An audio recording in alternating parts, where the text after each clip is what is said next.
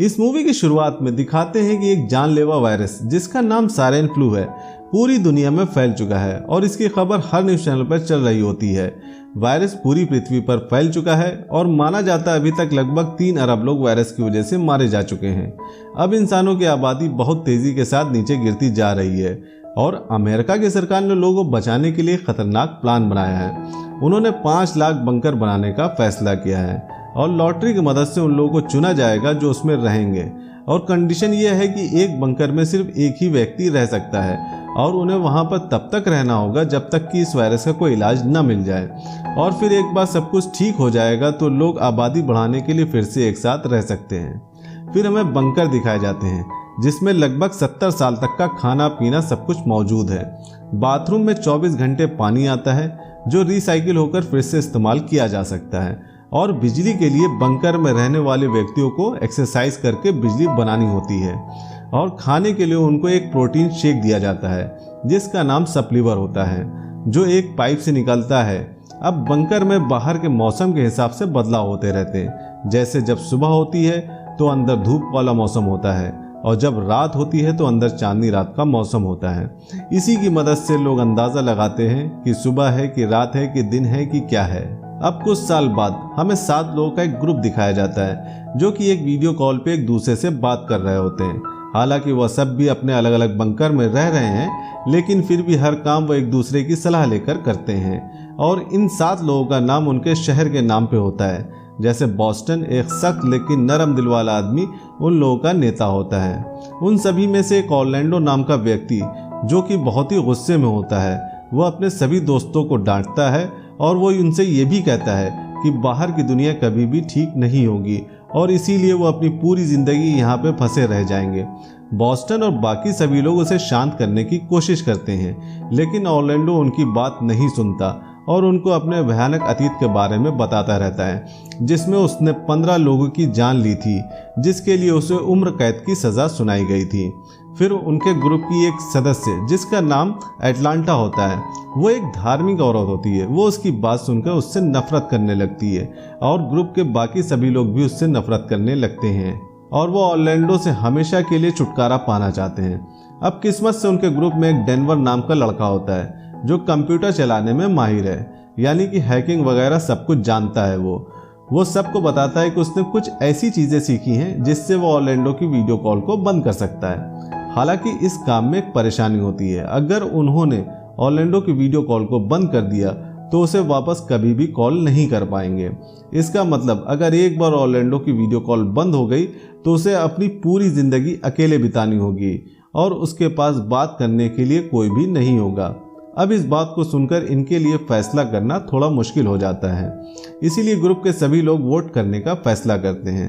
अब ग्रुप के 3 लोग बॉस्टन, अटलांटा और शिकागो नाम का एक व्यक्ति ऑरलैंडो की वीडियो कॉल बंद करने के लिए वोट करते हैं। हालांकि फीनिक्स नाम की एक औरत और हॉस्टन नाम का एक आदमी इस सज़ा को बहुत सख्त मानते हैं, इसीलिए वो वीडियो कॉल बंद न करने के हक में वोट करते हैं और अब फैसला डेनवर के हाथ में होता है।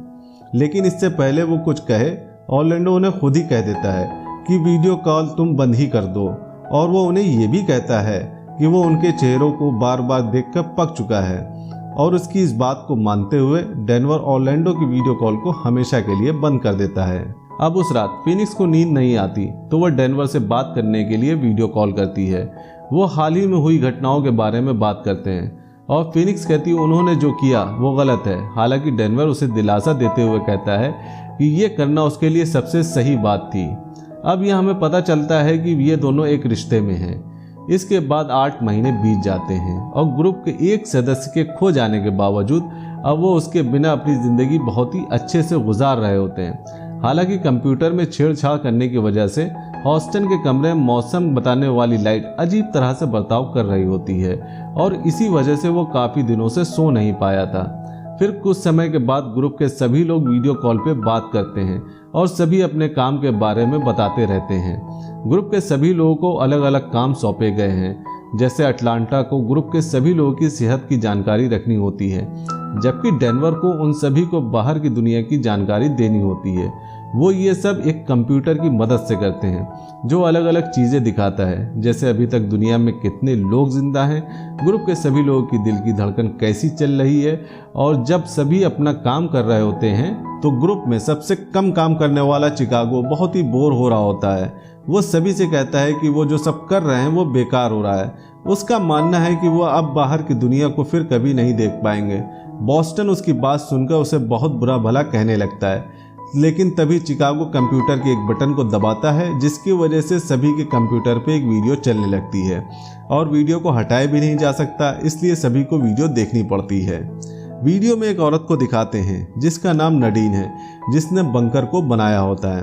वो बंकर की सुविधाओं के बारे में बताने लगती है और फिर वो ये बताती है कि बंकर ज़मीन से 30 फीट नीचे बनाया गया है, और इसके बाद वो ये बताती है कि 5 लाख लोग अलग अलग ग्रुप में बांटे गए हैं और हर ग्रुप में 7 लोग हैं।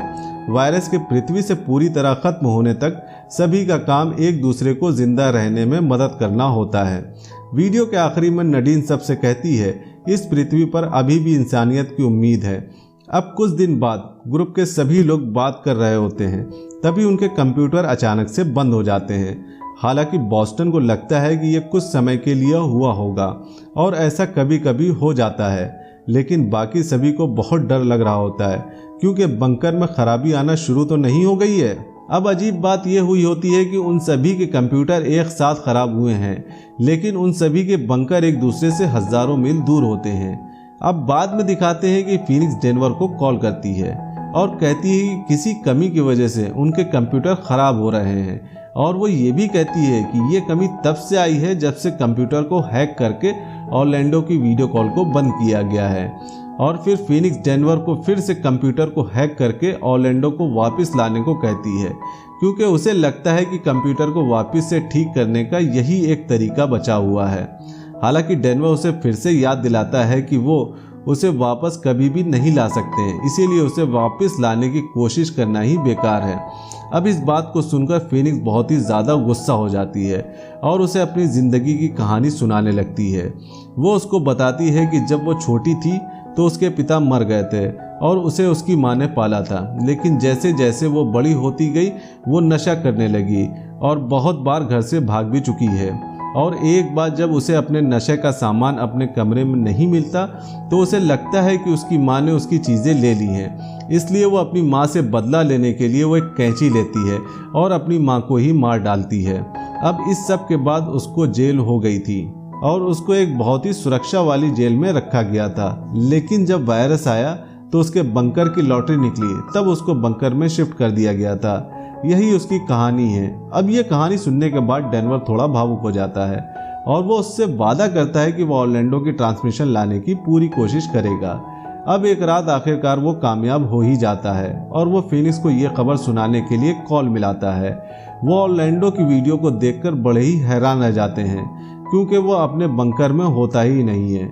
इसके बाद ये दोनों ग्रुप के बाकी सभी लोगों को ऑरलैंडो के बंकर की वीडियो दिखाते हैं और ये सब देखकर बॉस्टन खुश नहीं होता और वो चिढ़ जाता है कि तुमने बिना किसी के परमिशन के ऑरलैंडो को वापस लाने की कोशिश कैसे की। वो खासकर डेनवर से गुस्सा होता है कि उसने कंप्यूटर को एक बार फिर से हैक क्यों किया। अब रात को दिखाते हैं कि फीनिक्स एक बार फिर से डेनवर को कॉल करती है और उससे पूछती है क्या वो ऑरलैंडो की बनी वीडियो को किसी तरह से देख सकते हैं, और कहती है कि वीडियो को देखकर शायद पता चल जाए कि वो कहाँ पर गया है। अब डेनवर उसकी बात को मान लेता है और जल्दी से काम पर लग जाता है और वो एक बार फिर से ऑरलैंडो के कंप्यूटर को हैक कर लेता है और उसकी कुछ वीडियोस को डाउनलोड कर लेता है। फिर वो दोनों एक के बाद एक वीडियो को देखते रहते हैं। उनमें से ज़्यादातर वीडियो में ऑरलैंडो बिना शर्ट के एक्सरसाइज कर रहा होता है, लेकिन जब वो लास्ट वीडियो देख रहे होते हैं तो अचानक से वीडियो कट हो जाती है और सिर्फ ऑरलैंडो की एक चीख सुनाई देती है, और जब वीडियो वापस से चलती है तो ऑरलैंडो वहां से गायब हो चुका होता है। अब इससे यह साफ पता हो जाता है कि कोई ना कोई चीज़ वहां पे आई थी और उसको लेके चली गई। और अगली सुबह ये ग्रुप के बाकी सभी लोगों को वीडियो के बारे में बताते हैं और सभी उनकी बातें सुनकर अलग अलग बातें बोलते हैं कि शायद ऐसा हुआ हो, शायद वैसा हुआ हो। बॉस्टन को लगता है कि वो बंकर में सुरक्षित हैं और वो सभी फालतू में सोच रहे हैं, लेकिन फीनिक्स को लगता है कि उन्हें बंकर में से निकलने का कोई ना कोई रास्ता ढूंढना होगा इससे पहले कि बहुत देर हो जाए। और दूसरी तरफ हॉस्टन पागल होना शुरू हो जाता है क्योंकि उसके बंकर में मौसम की जानकारी देने वाली लाइट बहुत ही ख़राब हो चुकी होती है। वो लगभग एक हफ्ते से सोया भी नहीं है और इस वजह से वो फीनिक्स के बंकर से बाहर निकलने की योजना में साथ देता है कि हाँ, हम यहाँ से बाहर निकलने की पूरी कोशिश करेंगे। हालांकि बॉस्टन उन्हें कहता है कि अभी के लिए शांत हो जाएं, जब हमें यहाँ से निकलने का कोई रास्ता मिलेगा तब हम इसके बाद में सोचेंगे। दुर्भाग्य से उसी रात चीज़ें और भी ज़्यादा ख़राब होने लगती हैं क्योंकि हॉस्टन अपना सर दीवार पर पागलों की तरह मार रहा होता है और सभी उसे रुकने के लिए कहते हैं, लेकिन इस टाइम वो अपना दिमागी संतुलन खो चुका है। तभी हॉस्टन की वीडियो कॉल बीच में बंद हो जाती है और उन्हें सिर्फ बंकर में किसी के आने की आवाज़ सुनाई देती है। जब वीडियो वापस से शुरू होती है तो ऑर्लैंडो की तरह हॉस्टन भी वहाँ से गायब हो चुका होता है। अब ये सब देखकर ग्रुप के सभी लोगों को एक तगड़ा झटका लगता है और सभी को इस बात पे यकीन हो जाता है कि ऊपर कुछ तो गड़बड़ चली, कुछ तो खतरनाक चल रहा है। फिर अगली सुबह फीनिक्स ग्रुप को संभालती है और वो सभी को बंकर में कुछ ऐसा ढूंढने के लिए बोलती है जिससे वो बंकर से बाहर निकल सके। चिकागो को छोड़कर बाकी सभी उसकी बात मान लेते हैं और वो अपने अपने बंकर की तलाशी लेना शुरू कर देते हैं। और अटलांटा को सबसे पहले एक सुराग मिलता है। वो एक पाइप को तोड़ती है जिसके अंदर से प्रोटीन बंकर के अंदर आ रहा होता है। जैसे ही पूरा ग्रुप उसकी वीडियो कॉल में देखता है और अटलांटा पाइप के झांक कर देखती है तो पाइप की दूसरी तरफ खाली जगह होती है। फिर अटलांटा की बात को सुनकर सभी लोग सोच में पड़ जाते हैं क्योंकि बंकर तो ज़मीन से 30 फीट नीचे है, वहाँ पर खाली जगह कैसे हो सकती है। लेकिन इससे पहले कि वो उससे कुछ और पूछ पाते, अटलांटा की वीडियो कॉल भी बंद हो जाती है और उसको वहाँ से कोई ज़बरदस्ती ले जाता है। और ये सब देखकर ग्रुप के सभी लोग बहुत ही ज़्यादा डर जाते हैं और वो समझ ही नहीं पाते कि आखिरकार यहाँ हो क्या रहा है। सभी सोचते हैं कि अब किसी भी वक्त किसी को भी गिरफ्तार किया जा सकता है। इसी बीच चिकागो ज़िंदगी से उम्मीद हार चुका है और वो धीरे धीरे दरवाजे की तरफ जाता है, वहाँ पर जाकर आत्महत्या कर लेता है। इसको देखकर बाकी सभी लोग सदमे में आ जाते हैं। अब ग्रुप में सिर्फ 3 लोग बचे होते हैं। बॉस्टन और फीनिक्स अपना भाग्य को स्वीकार कर लेते हैं, लेकिन डेनवर इतनी जल्दी हार नहीं मानता। वो एक बार फिर से कंप्यूटर में हैकिंग करना शुरू करता है और उसे आखिरकार कुछ मिल जाता है। वो अपने बाकी दोस्तों की वीडियो कॉल में आता है और उन्हें बताता है कि बाकी बचे हुए बंकर्स को भी वो हैक करने में कामयाब हो गया है। लेकिन बॉस्टन और फीनिक्स उसकी बात पे यकीन नहीं करते। लेकिन डेनवर जब उन्हें बाकी बचे हुए लोगों के ट्रांसमिशन दिखाता है तो वो बिल्कुल हैरान रह जाते हैं। फिर डेनवर उन्हें एक अजीब बात बताता है कि उसने हर बंकर को कंप्यूटर को हैक किया है, लेकिन उसे 5 लाख बंकर की जगह सिर्फ 1000 बंकर ही मिले हैं। अब ये बात सुनकर फीनिक्स समझ जाती है कुछ तो पक्का गड़बड़ है। इसीलिए वो बॉस्टन और डेनवर को वहाँ से बाहर निकलने के लिए आखिरी बार कोशिश करने के लिए कहती है। बॉस्टन उससे कहता है कि बंकर से बाहर निकलने का कोई भी रास्ता नहीं है, लेकिन फीनिक्स कहती है कि एक रास्ता ज़रूर है। वो कहती है कि शायद बंकर के अंदर के तारों को अगर काट दे तो क्या पता बंकर का दरवाज़ा खुल जाए। ये दोनों लड़के इस प्लान को थोड़ा जोखिम भरा समझते हैं, लेकिन फीनिक्स अपनी जान की बाजी लगाने को बिल्कुल तैयार होती है। अब उसकी बात को सुनकर लड़के उसकी योजना को मान जाते हैं, लेकिन तारों को काटने से पहले डेनवर फीनिक्स से वादा करता है कि अगर उसे पूरे देश में पैदल चलकर भी उस तक पहुंचना पड़े तो वो भी करेगा। इसके बाद वो तीनों तारों को काटना शुरू करते हैं और जैसे ही वो अपने काम में सफल होते हैं एक अलार्म बजता है और आखिरकार दरवाज़ा खुल जाता है। सबसे पहले फीनिक्स वहाँ से बाहर निकलती है और दरवाजे से बाहर निकलकर वो बिल्कुल हैरान रह जाती है क्योंकि वो एक आम दिखने वाली बिल्डिंग में होती है जिसमें एक बहुत ही बड़ा रास्ता होता है। फीनिक्स को हमेशा से लगता है कि वो किसी बंकर के अंदर थी, लेकिन सच्चाई तो कुछ और ही होती है। और जब तक वो कुछ समझ पाती, डेनवर वहीं पास के दरवाजे से बाहर निकलता है, जिसका मतलब ये होता है कि 6 साल से वो लोग एक ही बिल्डिंग में रह रहे होते हैं। दोनों एक दूसरे को खुशी और हैरानी से मिलते हैं।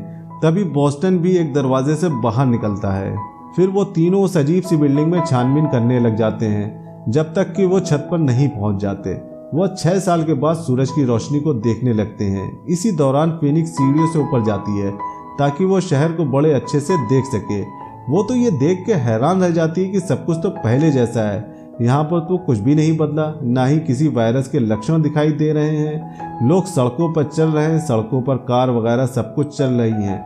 अब ये सब देखकर फीनिक्स अपने दोस्तों को ये खबर देने के लिए बुलाती है लेकिन वो दोनों किसी से छुप रहे होते हैं। तभी दिखाते हैं कि दो लोग जो पुलिस वालों की तरह दिख रहे हैं उन तीनों को ढूंढ रहे होते हैं। अब छत से भागने का कोई तरीका नहीं होता है, इसीलिए बॉस्टन पुलिस वालों का ध्यान बटाने का फैसला करता है ताकि उसके दोस्त वहां से भाग सके। उसका ये प्लान काम कर जाता है और फीनिक्स और डेनवर नीचे आ जाते हैं और एक कमरे में पहुंच जाते हैं। लेकिन तभी वहां पर बंकर को बनाने वाली नडीन बंदूक लेकर पहुंच जाती है। वो डेनवर को पीछे हटने के लिए कहती है। वो फीनिक्स को बताती है कि डेनवर एक खतरनाक आदमी है और वो उसे भी उससे दूर रहने के लिए कहती है। फीनिक्स को कुछ भी समझ में नहीं आता और वो पूछती है कि आखिरकार यहाँ पर हो क्या रहा है। नडीन उसे सब कुछ सच सच बताती है। वो उसे बताती है कि बंकर एक खास तरह की जेल है और उसके अंदर रहने वाला हर एक व्यक्ति एक कैदी है। फीनिक्स जैसे आरोपी कभी भी जेल से बाहर नहीं आ पाते, उन्हें बस बंकर में भेज दिया जाता है। नडीन उन्हें बस यहाँ एक नया जीवन देना चाहती है। इसके अलावा जिस वायरस की बात हुई थी वो तो कभी था ही नहीं, वो तो टीवी पर एक फेक न्यूज़ सिर्फ कैदियों के लिए थी। यहाँ पर डेनवर की बात भी सच हो जाती है कि जब नदीन उन्हें बताती है कि सिर्फ 1000 कैदियों के लिए बंकर बनाया गया है और उनको बंकर में डाला हुआ है। फिर फीनिक्स उससे पूछती है कि कैदियों को उस बंकर से बाहर क्यों निकाला जा रहा है। तब नदीन उन्हें बताती है कि जब उन्होंने ऑर्लैंडो को ग्रुप से बाहर निकाला था तो किसी तरह से उनकी एक वीडियो दुनिया में फैल गई और इसी वजह से जनता बहुत गुस्से में है। जनता मानती है कि बंकर में कैदियों को बहुत ज़्यादा सुविधाएं दी जा रही हैं और इस वजह से सरकार ने इस योजना को बंद करने का आदेश दिया होता है। इसीलिए वो सभी कैदियों को बंकर से बाहर निकाल रहे होते हैं ताकि बंकर में कुछ बदलाव कर सके और बदलाव करने के बाद वापस सभी कैदियों को बंकर में डाल सके। फिलहाल वो उनके बंकर में कुछ इस तरह से बदलाव करेगी कि कैदियों को उसके अंदर कम आज़ादी मिले और उनकी ज़िंदगी में और परेशानियां बढ़ जाएं। उसकी ये सब बातें सुनकर वो दोनों बड़े ही हैरान रह जाते हैं। लेकिन फीनिक्स अभी भी एक बात जानने के लिए उत्सुक होती है। वो नडीन से पूछती है कि डेनवर वहाँ क्यों कैद है और वो उसको बताती है कि उसने 15 लड़कियों पर ऑनलाइन नज़र रखी थी और उनकी बड़ी बेरहमी से हत्या कर दी थी। इस बात को सुनकर फीनिक्स को एक तगड़ा झटका लगता है और वो समझ जाती है कि डेनवर अभी तक उससे सिर्फ प्यार का नाटक कर रहा था। और जल्द ही पुलिस वाले भी कमरे में आ जाते हैं और इन दोनों को बेहोश कर देते हैं। और मूवी के आखिरी में दिखाते हैं कि फीनिक्स और डेनवर को एक ही रास्ते से ले जा रहे होते हैं और चिकागो को छोड़कर ग्रुप के सभी लोग वहाँ पर होते हैं। ऑर्लैंडो भी वहाँ पर होता है, लेकिन जब वो भागने की कोशिश करता है तो पुलिस वाले उसे गोली मार देते हैं और वो वहीं पर मर जाता है। अब बाकी बचे 5 लोगों को उनके बंकर में वापस भेज दिया जाता है, जो अब बहुत ही भयानक कमरे में बदल गया है और मूवी यहीं पर ख़त्म हो जाती है।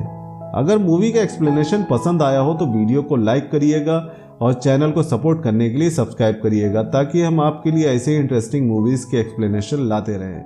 मिलते हैं नेक्स्ट वीडियो में, तब तक के